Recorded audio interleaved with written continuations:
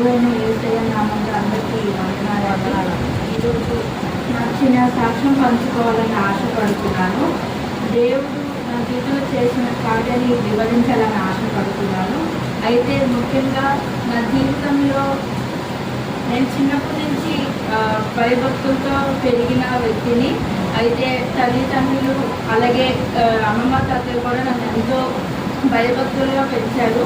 కానీ చిన్నప్పటి నుంచి కూడా నాకు సాంగ్స్ అన్న దేవుడు అన్న ఎంతో విశ్వాసం ఉన్న వ్యక్తిని.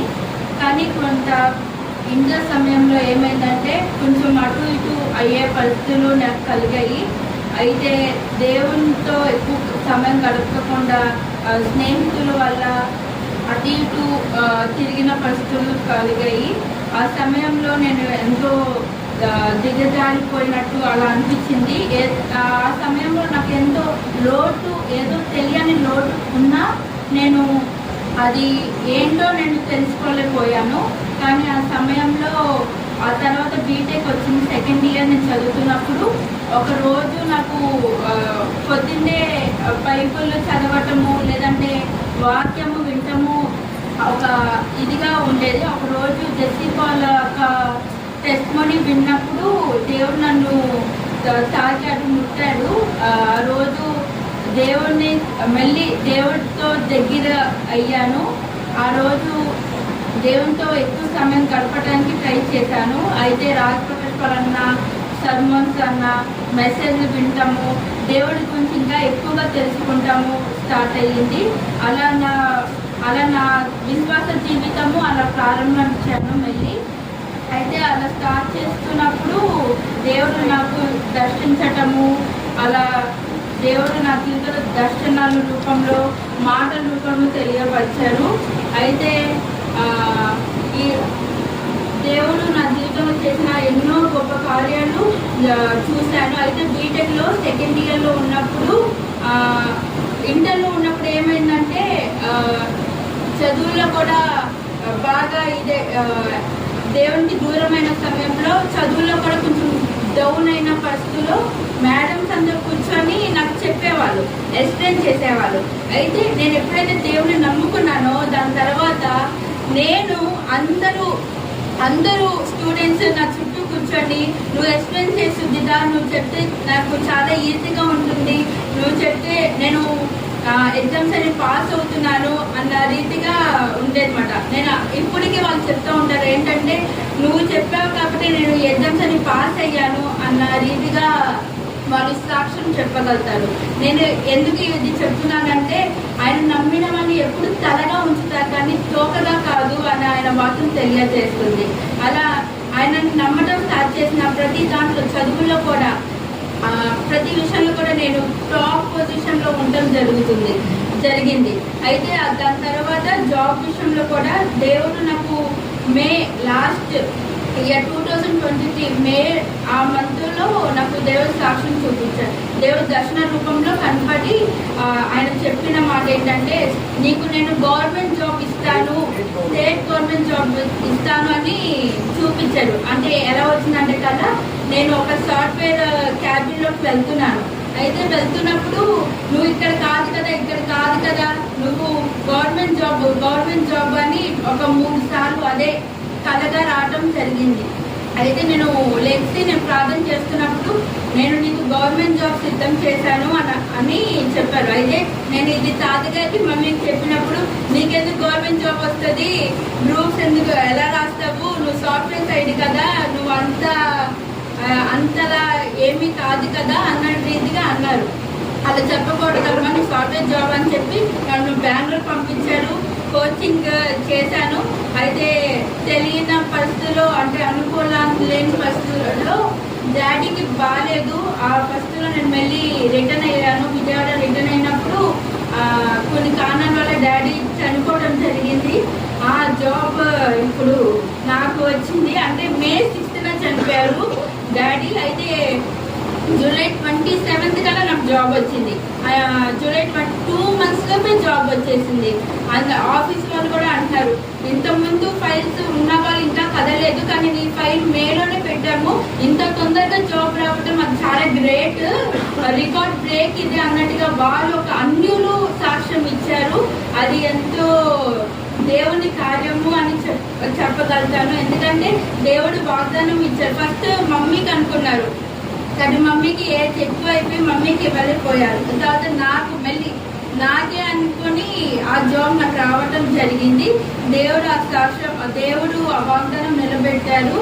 అలా ఎన్నో నా జీవితంలో ఎన్నో కార్యాలు ఆయన దర్శన రూపంలో నాతో మాట్లాడతా.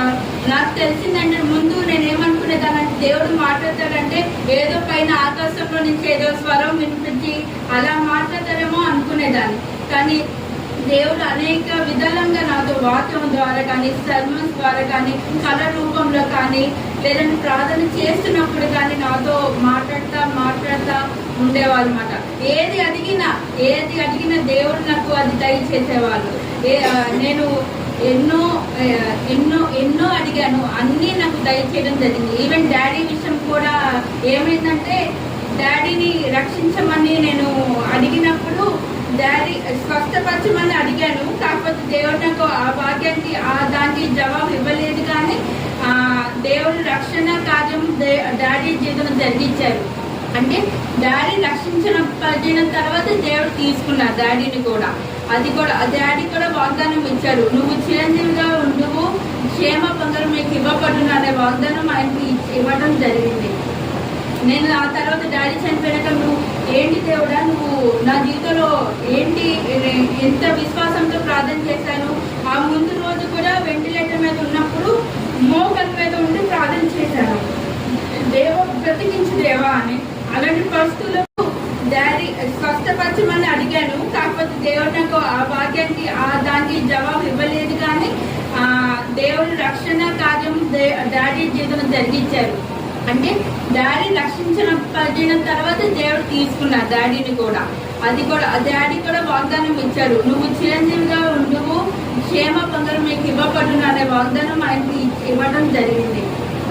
నేను ఆ తర్వాత డాడీ చనిపోయాక నువ్వు ఏంటి దేవుడా, నువ్వు నా జీవితంలో ఏంటి ఎంత విశ్వాసంతో ప్రార్థన చేశాను. ఆ ముందు రోజు కూడా వెంటిలేటర్ మీద ఉన్నప్పుడు మోకల మీద ఉండి ప్రార్థన చేశాను, దేవ బ్రతికించు దేవా అని. అలాంటి పరిస్థితుల్లో కూడా ఇంత చేశాను కదయ్యా, మోకాల మీద ఉండి చేశాను, ఎందుకు నువ్వు నాకు సమాధానం ఇవ్వలేదు అంటే, నేను నీకు ప్రతి ఆన్సర్కి జవాబులు ఇచ్చాను అనే దేవుడు నాతో మాట్లాడటం జరిగింది. ఎలా అన్నప్పుడు దేవుడు ఫస్ట్ రక్షించబడ్డారు, డాడీ ఫస్ట్ రక్షించబడ్డారు. రెండోది స్వస్థపరిచి, అంటే ఫస్ట్ డాడీకి సెలైన్ అవన్నీ ఎక్కించినప్పుడు చేతులంతా మచ్చలు, కాలు వాపులు అవన్నీ ఉండేవి. అయితే చనిపోయిన టైంలో ఏమైందంటే ఆ మచ్చలు ఆ వాపులు కూడా ఏమీ లేవు. ఫుల్ ఏంటి మామూలు ఆరోగ్యంతో ఉన్న బాడీ ఎలా ఉందో అలా మార్చబడింది. అంటే స్వస్థపరిచి డాడీని తీసుకున్నారు, సంతోషంగా తీసుకున్నారు. అది నేను ప్రతి దానికి నేను జవాబు ఇచ్చాను. ఇలా తీసుకుంటాం కూడా అది నా చిత్తము, నువ్వు నా చిత్తంలో ఉంటాము, నీకు ఆనందకరము అనే వాగ్దానం నాకు డాడీ విషయంలో కూడా ఇవ్వడం జరిగింది. అలానే ఎన్నో రీతంగా దేవుడు నాకు సహాయం చేశారు. ఇంతకుముందు నేను అనుకునేదాన్ని ఏదో లోతుంది, ఏదో జరుగుతుంది, ఏదో అయిపోతుంది అని అనుకున్న పరిస్థితుల్లో దేవుడు, నేను ఇంతకుముందు ఒక సమయంలో మార్క్స్ కూడా తక్కువ వచ్చిన సమయంలో ఏమైందంటే, నేను చాలా లో అయిపోయిన పరిస్థితిలో నేను ఒక పర్సనల్ డైరీ రాసుకునేదాన్ని. దాంట్లో ఏం రాసుకునేదాన్ని అంటే, నేను దేనికి ఫిట్ కాను, నాకు అసలు ఏమీ సెట్ అవ్వదు అంటే కొన్ని పరిస్థితుల్లో ఇక నేను జీవించడం ఎందుకు అని అనుకున్నాను. కానీ దేవుడు నేను రక్షించబడిన తర్వాత ఏం మాట్లాడానంటే నాతో, నువ్వు నాకు ఫిట్ అవుతావు, ఈ లోకానికి ఫిట్ అవ్వలేమో కానీ నాకు ఫిట్ అవుతావు, నువ్వు ఈ లోకానికి ఉప్పై ఉన్నావు, ఈ లోకానికి వెలుగై ఉన్నావని మాట్లాడారు. అలానే రీతిగా నేను అది ఫస్ట్ వాక్యం, నేను అసలు అప్పట్లో బైబిల్ చదివేదాన్ని కాదు, నాకు అసలు ఈ వాక్యం ఉందని కూడా తెలియదు. కానీ తర్వాత రాజన్న ఈ వాక్యం చెప్పినప్పుడు అవునా ఇది వాక్యంలో ఉందా అని నేనే ఆశ్చర్యపడ్డాను. అంటే ఆయన నాతో మాట్లాడిన ప్రతి మాట బైబిల్లో ఉన్న మాటలు నాతో మాట్లాడటం జరుగుతుంది. అలానే ఎన్నో మాటలు, ఎన్నో దర్శనాల్లో నాకు కనపడటం జరిగింది. అలానే నాకు ఇలానే నేను కాదు దేవా, ఎంతో మంది ఆత్మలు మీ వైపు నడిపించాలి అనే ఆలోచన నాకు కలిగింది. అలాంటప్పుడు నేను ప్రార్థన చేస్తున్నప్పుడు నేను నిన్ను ఎన్నుకున్నాను, నేను నిన్ను కోరుకున్నాను అనే నాతో మాట్లాడడం జరిగింది. సేవలో ఉండాలని అనుకున్నాను. అప్పటి నుంచి నేను సిద్ధపడుతూనే ఉన్నాను. మొన్న ఇక్కడ ఈ స్థలంలోనే నేను నుంచొని వాక్యం చెప్తున్నప్పుడు కళ్ళు తిరిగి నేను అక్కడ కూర్చున్నాను. కానీ ఈసారి అలా కాదు దేవా, అపవాదికి అది గెలవడము, ఈసారి నువ్వు గెలవాలి, ఈ సాక్ష్యం నేను చెప్పాలి కంపల్సరీగా అని మార్చ్ మంత్ లో తాతయ్యలో సెకండ్ సాటర్డే రోజు కాల్ చేసి ఫోన్ ఎత్తగా అంటే ఫోన్ తాతగారు మాట్లాడగానే నువ్వు సాక్ష్యం చెప్పాలిరా అన్నారు. నిజంగా నాకు ఎంత హ్యాపీ అనిపించిందంటే ఒక దేవుడు, నేను అప్పటికి నేను ప్రార్థన చేస్తున్నాను, వేసే నువ్వు నన్ను వాడుకోయా, ఎలా వాడుకుంటో నాకు తెలీదు, నా దాంట్లో ఏమి టాలెంట్స్ లేవు, నువ్వు ఎలా వాడుకుంటావో నాకు తెలియదుగా, నువ్వు వాడుకో అన్న ప్రార్థన చేసినప్పుడు తాతగారు ఆ సమయంలోనే నాకు ఫోన్ చేసి వీళ్ళ సాక్ష్యం చెప్పాలిరా అన్నట్టుగా అన్నారు. అయితే నేను అప్పటి నుంచి మార్చ్ సెకండ్ సాటర్డే నుంచి నిన్నటి దాకా అంటే ఈరోజు మార్నింగ్ దాకా నేను ప్రిపేర్ అవుతూనే ఉన్నాను, సిద్ధపడుతూనే ఉన్నాను. అంటే బలహీనులని ఆయన బలము ఇచ్చే దేవుడు, కానీ సిగ్గుపరిచే దేవుడు కాదు. ఆశగల ప్రాణాన్ని తృప్తిపరిచే దేవుడు ఆయన ప్రతి వాదంలో ఉన్న ప్రతిదీ నెరవేర్చుకుంటూ వచ్చాడు. నిజంగా డాడీ చనిపోయినప్పుడు కూడా ఎంతో వేదన, ఎంతో కష్టం, ఎంతో బాధ, కానీ ఎవరికి మేము చెప్పుకోలేదు, ఎవరికి చెప్పుకోలేదు. కానీ మేమే వాక్యం చదువుతూ లేదంటే ఏదైనా ఏడుపు వచ్చిందంటే డైరెక్ట్ గా ఏసయ్య సన్నిధిలోకి వెళ్ళి అంటే పాదం మీద పడి ఏడ్చుకుంటూ ప్రార్థన చేసుకుంటూ అప్పుడు ఆయన పలికిన మాట, నేను ఈ లోకపు తండ్రుల కంటే నేను నీకు తండ్రిని, నేను నీకు నిత్యము ఉండే తండ్రిని అని మాట్లాడారు. నిజంగా ఆ వాక్యం ఎంతో, నువ్వు కంగారు పడుకు, నువ్వు భయపడుకు, డాడీ అంటే అప్పుడు ఎలా వచ్చిందంటే జేకే నా దగ్గర ఉన్నారు, నువ్వు బాధపడకు అన్ని పరలోకంలో అంటే లైట్ కనిపించింది. నిజంగా ఇలా మాట్లాడతాడో దేవుడు అని నేను రక్షించబడినాకే తెలిసింది. ముందేమో చాలా మంది ఏమనుకుంటారంటే చదువు అయిపోయినాక రక్షించబడదాంలే, తర్వాత రక్షించబడదాంలే ఇలా అనుకుంటారు. కానీ ఎప్పుడైతే దేవుడు దర్శించి రక్షణ పొందిన తర్వాత ఎలా ఉంటుందంటే అనుభవం, అబ్బా నేను చిన్నప్పుడే రక్షించబడినుంటే ఎంత బాగుంటుందో, నేను చిన్నప్పుడే దేవుడిని తెలుసుకుంటుంటే ఎంత బాగుంటుందో అనిపిస్తూ ఉంటుంది. నిజంగా నేను అలానే అనిపించింది, ఇప్పుడు నాకు అలానే అనిపిస్తుంది. చిన్నప్పటి నుంచి నువ్వు చిన్నప్పుడు ఎందుకు దర్శించలేదేవా అని నేను అలా అడిగేదాన్ని. మామూలుగా ప్రార్థన చేయమంటే అందరూ ఒక లైన్ వేలో ప్రార్థన చేస్తారు, నేనైతే ఒక ఫ్రెండ్గా దేవుడితో మాట్లాడతాను, అంటే కూర్చొని మాట్లాడతాను. ఎలా అయినా నేను సహవాసం దేవునికి నా మధ్యలో ఉంది. ఏది మాట్లాడినా, ఏ డౌట్స్ వచ్చినా దేవుని అడుగుతాను. అప్పుడప్పుడు నేను ఇలా అడిగినప్పుడు కరెక్ట్గా ఆయన స్వరాన్ని నేను వినగలుగుతాను. నిజంగా అది ఎంత ఆశ్చర్యం అంటే, ఫస్ట్ దేవుడి గురించి తెలుసుకోవాలంటే రాజ్ ప్రకాష్ వాళ్ళని చెప్పినప్పుడు ఓహో దేవుడు ఆశ్చర్యకరుడు అంట, మన దేవుడు ఇలా అలా అంట అని నేను సర్మోను ఫస్ట్ నేను డైరీ స్టార్ట్ చేసినప్పుడు 10 to 7 పేజెస్ వచ్చేసేవి. దేవుడు ఇలా అంట, దేవుడు అలా అంట, అంటే దేవుడు గురించి తెలుసుకోవాలని నాకు ఆశ, ఆకలి, అంగ్రి. నిజంగా తెలుసుకోవటం వల్ల ఇంత భాగ్యం, ఇంత ధన్యత. ఇప్పుడు డాడీ చనిపోయినా కూడా ఇంత నిబ్బరం కలిగి ఉంటున్నామంటే అది నిజంగా దేవుని చేసిన కృపనే చెప్పవచ్చు. నిజంగా ఎంత భాగ్యం దేవుడు ఇచ్చింది అంటే ఎంతో వేదన, ఎంతో కష్టం. ఒక తండ్రి చనిపోతే ఎంతో వేదన ఉంటుంది, ఎన్నో ప్రాబ్లమ్స్ ఉంటాయి. కానీ దేవుడు నాకు నీ వాక్యమే బ్రతికిస్తుంది అనే ఒక పాట ఉంటుంది చూడండి. ఆ పాట విన్నప్పుడు అలా నాకు బలం పుట్టుకొని వస్తుంది. నిజంగా ఆయన వాక్యం వింటే ఎంత ప్రశాంతంగా ఉంటుందో. అది జరగకపోయినా పర్వాలేదు, కానీ ఆయన వాక్యం వింటే దేవుడు చూసుకుంటాడు, అన్నీ ఆయనే చూసుకుంటాడు అనే ధైర్యము నాకు వస్తుంది. ఇంకా అలానే ఎన్నో వాగ్దానాలు నాకు ఇవ్వటం జరిగింది. సేవ గురించి కూడా నాకు వాగ్దానం ఇవ్వటం జరిగింది. అందరూ కూడా ఇది చిన్న సాక్ష్యము, నేను అంటే ఎక్కువ ప్రిపేర్ అవ్వలేదు. ఇంకా నెక్స్ట్ టైం మంచిగా ఒక వాక్యం చదివి ముగించుకున్నాము. యెషయా గ్రంథము 44 chapter 22. ఒకసారి ఆ వాక్యము, అది నా రక్షణ కలిగిన వాగ్దానము, దేవుడు ఇచ్చిన వాగ్దానము. చూపించారు ఒకసారి. మంచు విడిపోయినట్లుగా మంచు విడిపోయినట్లుగా నేను వ్యతిక్రమములను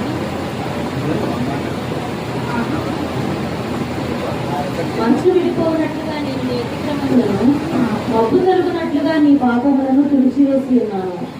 నేను నిన్ను విమోచించి ఉన్నాను, నా ఎద్దుకు మళ్ళుకొను. ఈ వాగ్దానం నాకు రావడం జరిగింది నా రక్షణ పొందుకున్నప్పుడు. అయితే ఆ రోజు తర్వాత నేను ప్రార్థన చేసి ఈ వాగ్దానం పొందుకున్నాను. దేవుడు ఈ వాగ్దానం ద్వారా నాతో మాట్లాడారు. దాని తర్వాత నేను ప్రార్థన చేస్తున్నప్పుడు ఇంకా డెలివరెన్స్ క్షమాపణ ప్రార్థన చేసిన తర్వాత నాకు నీవు ఈ లోకానికి ఉప్పై ఉన్నావు, ఈ లోకానికి వెలుగై ఉన్నావు అనే వాగ్దానంతో నాతో మాట్లాడారు.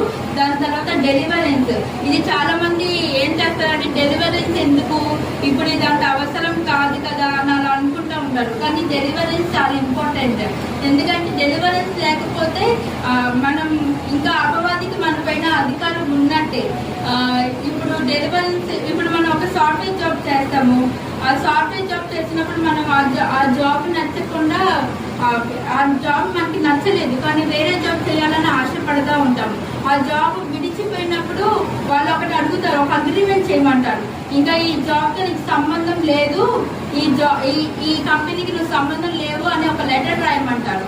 ఆ లెటర్ రాసిన తర్వాతే వేరే జాబ్కి వెళ్ళాలి. అలానే దేవుడు నాతో మాట్లాడిన మాట ఏంటంటే, నువ్వు ఫస్ట్ డెలివరెన్స్ అవ్వాలి, డిక్లేర్ చేయాలి.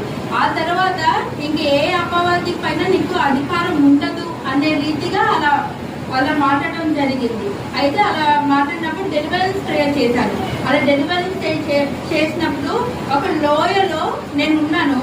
ఒక చెయ్యి నా మీదకి వచ్చి, అంటే ఒక చెయ్యి వచ్చింది నా మీదకి వచ్చి, వెలుగైన చెయ్యి వచ్చింది. ఆ వెలుగైన చెయ్యి నన్ను పట్టుకొని లాగేసింది. నన్ను లాగేసినప్పుడు మెల్లి నేను తొంగి చూస్తున్నప్పుడు ఎన్నో దురాత్మలు అవన్నీ నా వైపు చూస్తూ ఉన్నాయి. అంటే దీనికి ఏంటంటే పాప ఊపిలో ఉన్నాను. పాప ఊపిలో ఉన్నప్పుడు దేవుడు పట్టుకొని నన్ను లాగినప్పుడు ఇంకా ఈ సెంటెన్స్, బంగారం అడగలేదు, ఈ సెంటెన్స్ నాకు ఎంతో ఇష్టం. నేను వెదకి రాలేదని నా కోసం వచ్చాడు దేవుడు అన్న రీతిగా చెయ్యి నన్ను పట్టుకొని లాగేసింది. నన్ను లాగేసినప్పుడు మెల్లి నేను తొంగి చూస్తున్నప్పుడు ఎన్నో దురాత్మలు అవన్నీ నా వైపు చూస్తూ ఉన్నాయి. అంటే దీనికి ఏంటంటే పాప ఊపిలో ఉన్నాను. పాప ఊపిలో ఉన్నప్పుడు దేవుడు పట్టుకొని నన్ను లాగినప్పుడు ఇంకా ఈ సెంటెన్స్, బంగారం అడగలేదు, ఈ సెంటెన్స్ నాకు ఎంతో ఇష్టం. నేను వెదకి రాలేదని నా కోసం వచ్చాడు దేవుడు అన్న రీతిగా. నిజంగా నేను ఆయన దగ్గరికి రాలేదు కానీ ఆయనే నా దగ్గరికి వచ్చి నన్ను పట్టుకొని లాగి ఆయన బిడ్డగా, ఆయన సొత్తిగా, ఆయన ఇష్టమైన బిడ్డగా చేసుకోవాలని ఆశపడ్డారు. నిజంగా ఎంతో ధన్యత, ఎంతో భాగ్యము. ఈ సాక్ష్యం దేవుడు దీవించును గాక. మీరందరూ కూడా నా కొరకు ప్రార్థన చేయండి. ఇంకా సేవ చేయాలని ఆశగా ఉంది. సో మీ అందరూ కూడా నా గురించి ప్రార్థన చేయండి. Thank you.